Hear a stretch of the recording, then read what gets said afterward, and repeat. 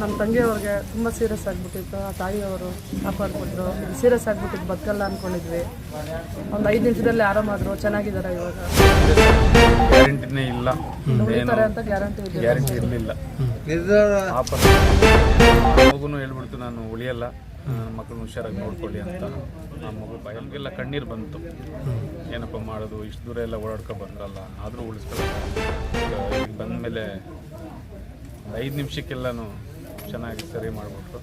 ಸಾವಿನ ದವಡೆಯಲ್ಲಿದ್ದ ಮಹಿಳೆಯನ್ನ ಪಾರು ಮಾಡಿದ ಕ್ಷೇತ್ರವಾದರೂ ಯಾವುದು ಅಂತೀರಾ?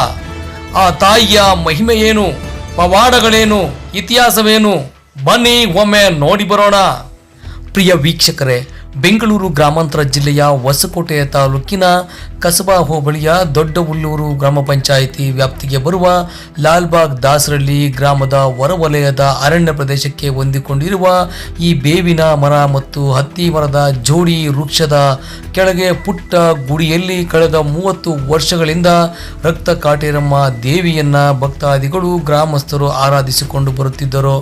ಎಲೆಮರೆ ಕಾಯಿಯಂತಿದ್ದ ಈ ರಕ್ತ ಕಾಟೇರಮ್ಮ ದೇವಿಯು ಪವಾಡಗಳು ಹಲವಾರುಗಳಾಗಿದ್ದು, ಇಲ್ಲಿ ವಿವಾಹ ಭಾಗ್ಯ, ಆರೋಗ್ಯ ಸೇರಿದಂತೆ ಜಮೀನು ವಿವಾದಗಳು ಹಲವು ಸಮಸ್ಯೆಗಳನ್ನು ತಾಯಿ ಪರಿಹರಿಸುತ್ತಾ ಬಂದಿದ್ದು, ಕಾಲಾಂತರವಾಗಿ ಇಲ್ಲಿ ಪುಟ್ಟ ಗುಡಿಯನ್ನು ನಿರ್ಮಾಣ ಮಾಡಿ ಜಾತ್ರೆ ಮಾಡಲು ಆರಂಭಿಸಿದರು. ಇನ್ನು ಪ್ರತಿ ಆಷಾಢ ಮಾಸದ ಕೊನೆಯ ಭಾನುವಾರದಂದು ತಾಯಿಗೆ ವಿಶೇಷ ದೀಪೋತ್ಸವಗಳನ್ನು ಮಾಡಿ ಪೂಜೆ ಪುನಸ್ಕಾರಗಳನ್ನು ಸಲ್ಲಿಸಿ ಇಲ್ಲಿ ನೈವೇದ್ಯವನ್ನು ಕೂಡ ಮಾಡುವ ಪರಿಪಾಠ ಬಂತು. ಕಳೆದ 4 ಅಮಾವಾಸ್ಯೆಗಳಿಂದ ತಾಯಿಯ ಆಜ್ಞೆಯಂತೆ ಇಲ್ಲಿ ಪ್ರತ್ಯಂಗಿರಾ ದೇವಿ ಹೋಮವನ್ನು ಮಾಡಿ ಭಕ್ತಾದಿಗಳ ಎಲ್ಲ ಕೋರಿಕೆಗಳನ್ನು ನೆರವೇರಿಸಲಾಗುತ್ತಿದೆ. ಇನ್ನು ಕೆಜಿಗಟ್ಟಲೆ ಮೆಣಸಿನಕಾಯಿ ಉಪ್ಪನ್ನು ಈ ಹೋಮಕ್ಕೆ ಹಾಕಿದರೂ ಕೂಡ ಒಂಚೂರು ಸಹಿತ ಘಾಟು ಬರದೆ ಶತ್ರುನಾಶ, ಸಂತಾನ ಭಾಗ್ಯ, ಕೋರ್ಟು ವ್ಯವಹಾರ, ವ್ಯಾಜ್ಯ, ಆರೋಗ್ಯ ಸೇರಿದಂತೆ ಹಲವಾರು ಸಮಸ್ಯೆಗಳನ್ನು ಬಗೆಹರಿಸಲು ತಾಯಿಯ ಆಜ್ಞೆಯಂತೆ ಇಲ್ಲಿ ಪ್ರತ್ಯಂಗಿರಾ ದೇವಿ ಹೋಮವನ್ನು ಪ್ರತಿ ಅಮಾವಾಸ್ಯೆಯಂದು ಮಾಡಲಾಗುತ್ತಿದೆ. ಹೊಸಕೋಟೆ ಸೇರಿದಂತೆ ಸುತ್ತಮುತ್ತಲಿನ ತಾಲೂಕುಗಳಲ್ಲದೆ ಉತ್ತರ ಪ್ರದೇಶದಿಂದಲೂ ಕೂಡ ಭಕ್ತಾದಿಗಳು ತಾಯಿಯ ಸನ್ನಿಧಿಗೆ ಬಂದು ತಮ್ಮ ಕಷ್ಟಗಳನ್ನು ನಿವಾರಣೆ ಮಾಡಿಕೊಂಡಿದ್ದಾರೆ.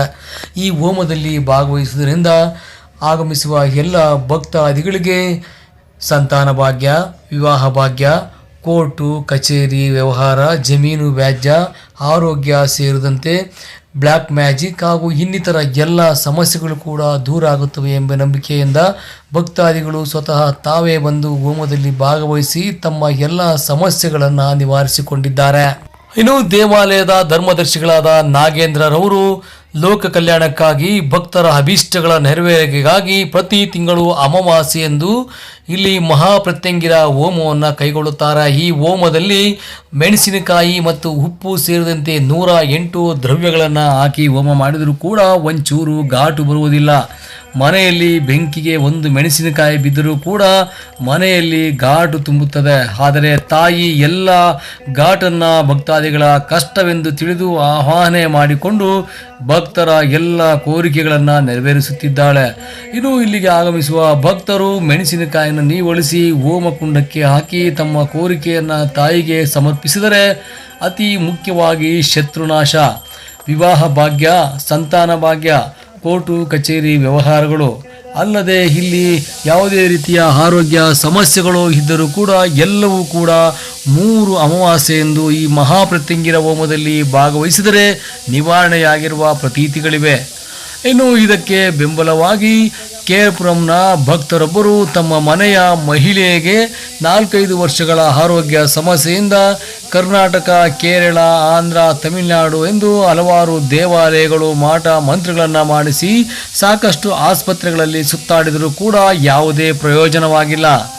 ಈ ದೇವಾಲಯಕ್ಕೆ ಬಂದು ಇಲ್ಲಿ ಕೇವಲ 5 ನಿಮಿಷದಲ್ಲಿಯೇ ತಾಯಿಯ ಪವಾಡದಿಂದ ಶಕ್ತಿಯಿಂದ ಸಾವಿನ ದವಡೆಯಲ್ಲಿದ್ದ ಮಹಿಳೆ ಇಂದು ಬದುಕುಳಿದಿದ್ದಾಳೆ. ದೃಶ್ಯದಲ್ಲಿ ಕಾಣುತ್ತಿರುವ ಹಾಗೆ ಭಕ್ತಾದಿಗಳು ತಮ್ಮ ಅಭೀಷ್ಟವನ್ನ ಮೆಣಸಿನಕಾಯಿ ರೂಪದಲ್ಲಿ ಹೋಮಕುಂಡಕ್ಕೆ ತಾಯಿಗೆ ಸಮರ್ಪಿಸಿದರೆ ತಾಯಿಯು ಅದನ್ನು ಆಹ್ವಾನ ಮಾಡಿಕೊಂಡು ಭಕ್ತರ ಕಷ್ಟಗಳನ್ನು ನಿವಾರಣೆ ಮಾಡುತ್ತಾಳೆಂಬ ನಂಬಿಕೆಯಿಂದ ಈ ಹೋಮದಲ್ಲಿ ಭಕ್ತಾದಿಗಳು 100 ಸಂಖ್ಯೆಯಲ್ಲಿ ಭಾಗವಹಿಸುತ್ತಾರೆ.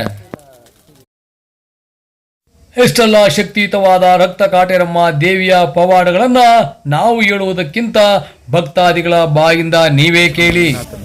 ನಾವು ಕೇರ್ಪುರಮಿಂದ ಬಂದಿದ್ದೀವಿ. ನಮ್ಮ ನಾದಿನಿಗೆ ಪ್ರಾಬ್ಲಮ್ ಇತ್ತು. ಸುಮಾರು ಒಂದು 4-5 ವರ್ಷದಿಂದ ಅದು ಪ್ರಾಬ್ಲಮ್ ಸಾಲ್ವೇ ಆಗಿರಲಿಲ್ಲ. ಸೊ ನಾವು ಆಂಧ್ರ, ಕರ್ನಾಟಕ, ತಮಿಳುನಾಡು ಅಲ್ಲೆಲ್ಲ ಬೇರೆ ಕಡೆ ಎಲ್ಲ ನೋಡ್ಕೊಂಡು ಬಂದಿದ್ದೀವಿ. ಎಲ್ಲೂ ಪ್ರಾಬ್ಲಮ್ ಸಾಲ್ವ್ ಆಗಿಲ್ಲ. ಮತ್ತು ಇಲ್ಲಿ ಆಟೋದಲ್ಲಿ ನಾವು ಹೋಗ್ಬೇಕಾದ್ರೆ ನನ್ನ ತಮ್ಮಂದು ಆಟೋ ಇತ್ತು. ಹೋಗ್ತಾ ಇರ್ಬೇಕಾದ್ರೆ ಇಲ್ಲಿ ಬೋರ್ಡ್ ಒಂದು ಕಾಣಿಸ್ತು, ರಕ್ತ ಕಾಟೇರಮ್ಮ ಅಂತ, ದಾಸರಹಳ್ಳಿಯಲ್ಲಿ. ನಾವು ಇಲ್ಲಿ ಬಂದ್ವಿ. ಬಂದ್ಬಿಟ್ಟು ಯಾರು ಜನ ಎಲ್ಲ ಇದ್ದರು, ಸ್ವಾಮಿಗೆಲ್ಲ ಫೋನ್ ಮಾಡಿ ಕರೆಸಿದ್ವಿ. ಅವ್ರು ಬಂದು ಇಲ್ಲೆಲ್ಲ ಮಾಡಿದ್ರು. 5 ನಿಮಿಷಕ್ಕೆಲ್ಲ ಪಾಪ ತುಂಬ ಸೀರಿಯಸ್ ಆಗಿಬಿಟ್ಟಿತ್ತು. ಇಲ್ಲಿ ಗ್ಯಾರಂಟಿನೇ ಇಲ್ಲ, ಏನು ಗ್ಯಾರಂಟಿ ಇರಲಿಲ್ಲ.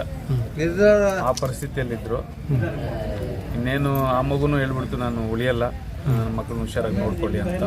ಆ ಮಗು ಬಾಯಲ್ಲಿ ಬಂದ್ಬಿಡ್ತು. ನಮಗೆಲ್ಲ ಕಣ್ಣೀರು ಬಂತು. ಏನಪ್ಪ ಮಾಡೋದು, ಇಷ್ಟು ದೂರ ಎಲ್ಲ ಓಡಾಡ್ಕೊ ಬಂದ್ರಲ್ಲ, ಆದರೂ ಉಳಿಸ್ಕೊಳ್ಳೋಕ್ಕಾಗಲಿಲ್ಲ ಅಂತ. ಬಟ್ ಇಲ್ಲಿಗೆ ಬಂದಮೇಲೆ 5 ನಿಮಿಷಕ್ಕೆಲ್ಲನೂ ಚೆನ್ನಾಗಿ ಸರಿ ಮಾಡಿಬಿಟ್ರು. ನಮ್ಮ ಸ್ವಾಮಿಗಳಿದಾರಲ್ಲ ಕಾಟೇರಮ್ಮ ಅಂತ, ಅವತ್ತು ಇವತ್ತು ನಾವು ಇಲ್ಲಿಗೆ ಬಂದಿದ್ದೀವಿ ಒಂದೇ ಉದ್ದೇಶ, ಅದೇ ನಮ್ಗೆ ಚೆನ್ನಾಗಾಗಿದೆ.